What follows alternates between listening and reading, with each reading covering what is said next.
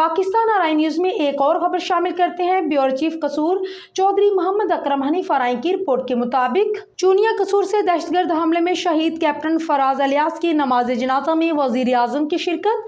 लक्की मरवत में दहशतगर्दों के हमले में शहीद होने वाले कैप्टन मोहम्मद फराज अलियास की नमाज जनाजा उनके आबाई गो चूनिया में अदा कर दी गई। उन्हें मुकम्मल फौजी एजाज के साथ सुपुर्द खाक कर दिया गया। वजीर आजम शहबाज शरीफ समेत अस्करी हुकाम ने शहीद कैप्टन मोहम्मद फराज अलियास की नमाज जनाजा में शिरकत की। वजीर अतलात अता तारर, IG पंजाब डॉक्टर उस्मान अनवर भी नमाज जनाजा में शरीक हुए। वजीर आजम ने शहीद कैप्टन फराज अलियास की मैयत को कंधा दिया और तदफीन के अमल में हिस्सा लिया। बाद अज़ां शहीद को पाक फौज के दस्ते ने सलामी भी दी।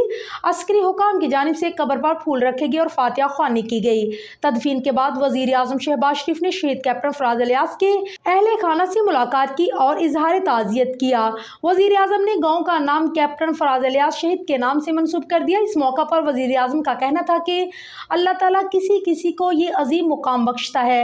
कुरान मजीद में फरमान है कि शहीद को मुर्दा मत कहो, ये जिंदा है। शहीद कैप्टन फराज अलियास सारे खानदान के लिए जन्नत में मुकाम बनागी। उन्होंने कहा है कि पाक फौज के हजारों जवानों ने जान का नजराना पेश किया। यकीन दिलाता हूँ कि शहीद की अजीम कुर्बानी रायगा नहीं जाएगी। शहीद का खून जरूर रंग लाएगा। शहबाज शरीफ का कहना था कि वतन की खातिर जान देने वालों की कुर्बानियों को फरामोश नहीं कर सकते। अर्ज़ पाक से दहशतगर्दों को ख़त्म करके ही दम लेगी। बाद अज़ा वज़ीर आज़म ने गाँव का नाम शहीद कैप्टन फराज अलियास के नाम से मंसूब कर दिया और शहीद के गाँव को मॉडल विलेज बनाने का भी ऐलान कर दिया।